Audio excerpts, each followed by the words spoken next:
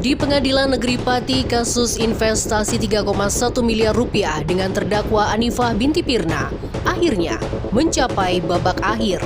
Namun, yang muncul bukanlah keadilan yang menenangkan hati, melainkan putusan yang mengguncang logika hukum.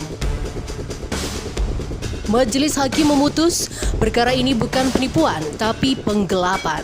Dua hakim sepakat menghukum Anifah meski kontrak kerjasamanya belum jatuh tempo.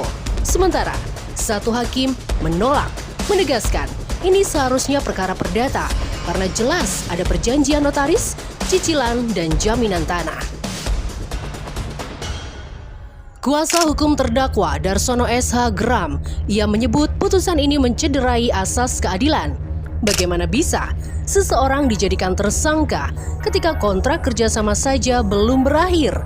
Ujarnya tajam, menyoroti logika hukum yang menurutnya keliru.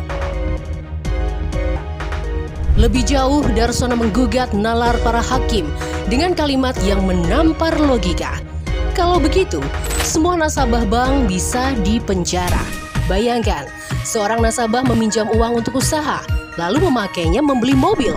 Apakah langsung dianggap menggelapkan dana? Padahal ada kontrak, ada cicilan, ada jaminan. Tapi semua itu diabaikan oleh majelis hakim. Darsono memperingatkan, putusan seperti ini bukan hanya menghukum satu orang, tapi juga mengancam dunia usaha dan perbankan. Sebab bila logika hukum dibiarkan seperti ini, ranah perdata bisa sewaktu-waktu ditelan hukum pidana. Langkah banding kini tengah disiapkan. Bagi Darsono, perjuangan belum berakhir. Ia menegaskan, ini bukan hanya soal Anifah, tapi soal akal sehat hukum di negeri ini. Hari ini kita sudah ada putusan untuk perkara Anifah, dan di dalam putusan itu mengatakan bahwa ini bukan tindak pidana penipuan, tetapi sebagai tindak pidana penggelapan. Alasan majelis hakim penggelapan itu karena kemudian terhadap uang itu mengalir ke saudara Puput tanpa persetujuan dari Nurwiyanti selaku saksi pelapor. Tetapi terhadap putusan ini tidak bulat.